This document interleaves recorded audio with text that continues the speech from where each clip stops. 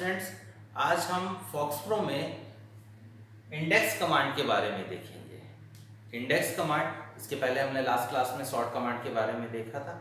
अब हम देखेंगे इंडेक्स कमांड के बारे में। इंडेक्स कमांड क्या करती है, कैसे काम करती है, ठीक है, और इसका क्या यूज़ है।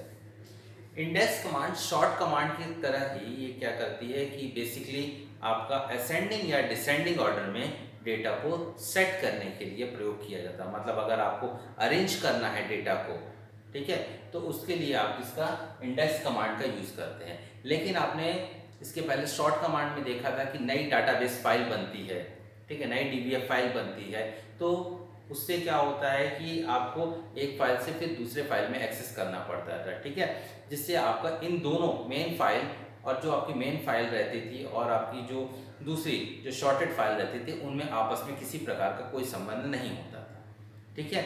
लेकिन इंडेक्स फाइल में आपकी जो नई फाइल बनती है, वो नई फाइल जो इंडेक्स फाइल आईडीएक्स फाइल बनती है, वो आईडीएक्स फाइल जो होती है वो बेसिकली क्या होती है, आपकी मेन फाइल से कनेक्टेड रहती है। मीन्स अगर आपकी कोई ये मेन फाइल है तो ये मेन फाइल से क्या होगी, आपकी कनेक्ट रहेगी। ये आपकी इंडेक्स फाइल आईडीएक्स फाइल जो है ये आपकी क्या होगी, मेन फाइल से कनेक्ट रहेगी। अब इस कनेक्टिविटी के कारण क्या होता है कि अगर आप मेन फाइल में किसी भी प्रकार का कोई परिवर्तन करते हैं तो वो इंडेक्स फाइल में ऑटोमेटिक आपका दिखता है, ठीक है।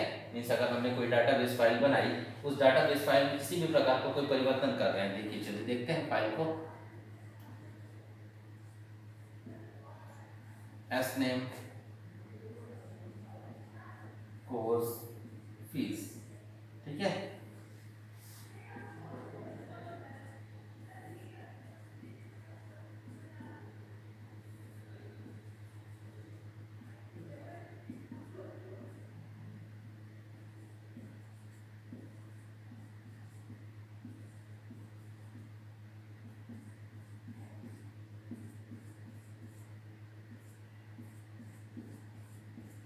तो इस तरह से अगर आपकी कोई फाइल बनी हुई है, ठीक है, आपकी डाटाबेस फाइल है, अगर आप इंडेक्स फाइल बनाएंगे तो ये जो इंडेक्स फाइल जो बनेगी वो इंडेक्स फाइल क्या होगी, इसी मेन फाइल से जुड़ी हुई होगी, ठीक है।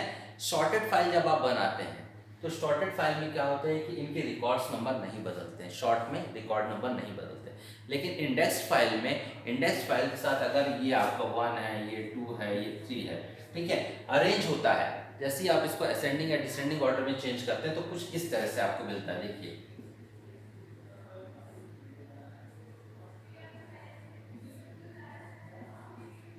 अगर हम इसको देखें, ये देखिए 1 2 3 इसके नंबर्स हैं। तो अगर आप इसमें देखें तो अरेंज होने के बाद, इंडेक्स होने के बाद ये क्या हो जाएगा, अमित पहले आया, कोर्स इसका आया BCA और इसकी फीस हो गई 20,000, ठीक है। नेक्स्ट आएगा आपका भूमिका, भूमिका ये भी आपका BCA, इसकी भी फीस आपकी क्या है 20,000, ठीक है। नेक्स्ट आएगा आपका सुरेश, तो सुरेश आएगा और इसका कोर्स है DCA, इसकी फीस है आपकी 12,000। तो ये इस तरह से हुआ। अब यहाँ आपके रिकॉर्ड नंबर 1 2 3 में थे, लेकिन आपके इंडेक्स कमांड का जैसे आप यूज करेंगे तो ये अपने रिकॉर्ड नंबर को अपने साथ में लेके अरेंज होते हैं। जैसे ये 2, ये जो अमित नाम का रिकॉर्ड था, इसका रिकॉर्ड नंबर क्या था, 2 है, तो ये 2 आपका रिकॉर्ड नंबर यहाँ आ जाएगा। भूमिका का जो रिकॉर्ड नंबर है वो भूमिका का रिकॉर्ड नंबर यहाँ आ जाएगा और ये आ जाएगा सुरेश का। तो इस तरह से अरेंज होता है। अब इसमें कमांड्स किस तरह से काम करते हैं, इन कमांड्स को हम देखते हैं, चलिए, ठीक है। इन कमांड्स को देखने के लिए सबसे पहले हम देखते हैं कि इसका सिंटैक्स क्या होता है इंडेक्स फाइल का, ठीक है। तो इंडेक्स फाइल का सिंटैक्स जो होता है ये होता है इंडेक्स ऑन की फील्ड टू फाइल नेम, की फील्ड टू फाइल नेम, आपके जो भी फाइल का नाम है वैसा ही जैसा हमारा शॉर्ट कमांड में हमने यूज किया था वैसा ही हम यूज करेंगे इंडेक्स कमांड में भी, ठीक है। तो इसके आधार पे हम क्या करते हैं, इसको बनाते हैं। जैसे मान लीजिए अब हम इसके लिए बना रहे हैं तो इंडेक्स ऑन ठीक है। की फील्ड मान लीजिए हमने नेम ही ले लिया, टू हमने क्या कर लिया, फाइल नेम ले लिया, ठीक है। तो फाइल का नाम मान लीजिए हमने RR ले लिया। तो ये इस तरह से आपकी कमांड क्या होती है, चलती है।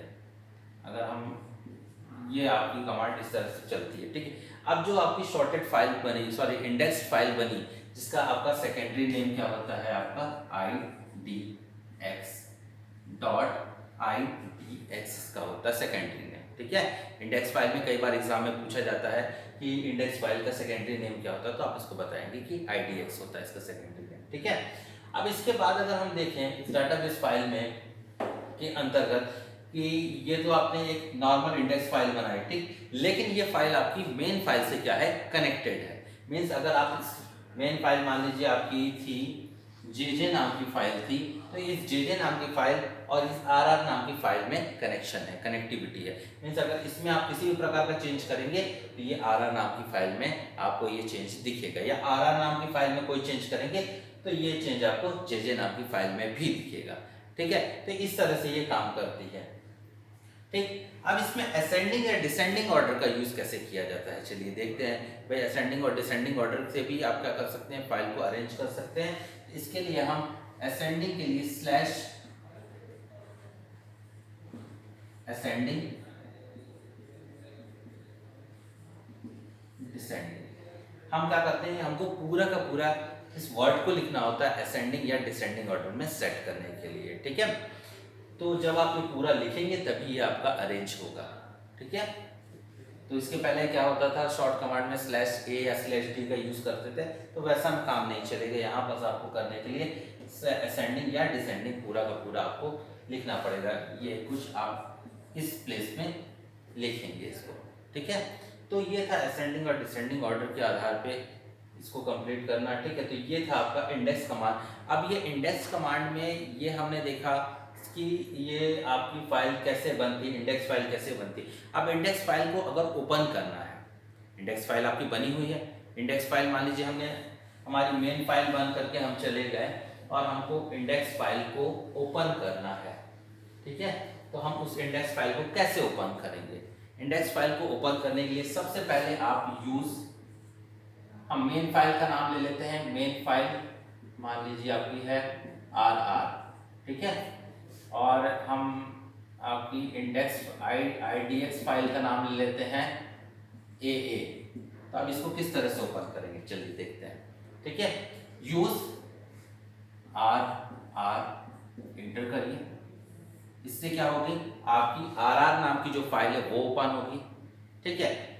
अब अगर आपको इंडेक्स फाइल को ओपन करना है या फिर RR नाम की फाइल को देखना चाहते हैं तो आप इसका यूज करिए, लिस्ट कमांड का यूज करिए और इसको लिस्ट कमांड से देख लीजिए, ठीक है।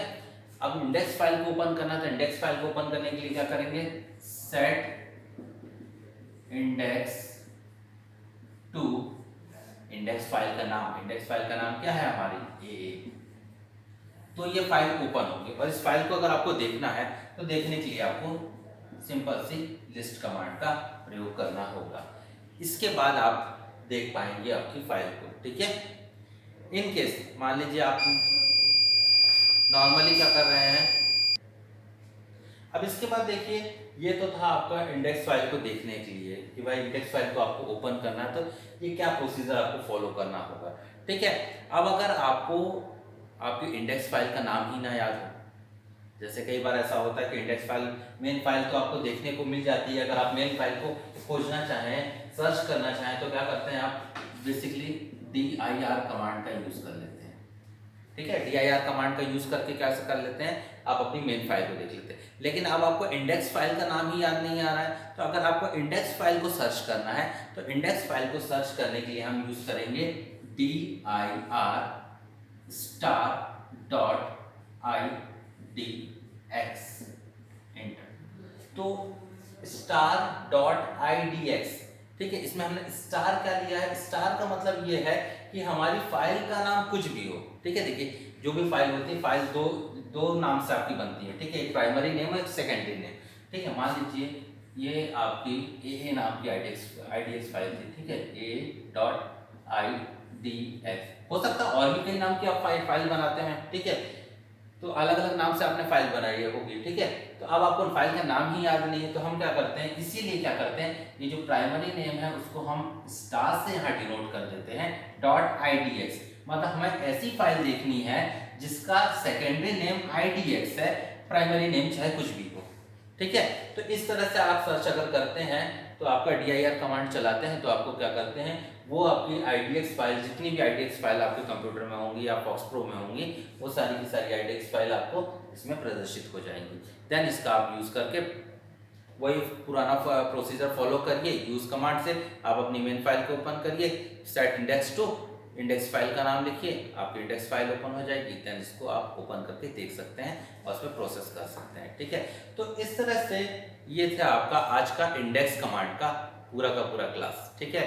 बाकी नेक्स्ट क्लास में देखते हैं आपका एक नया टॉपिक। Okay, thank you.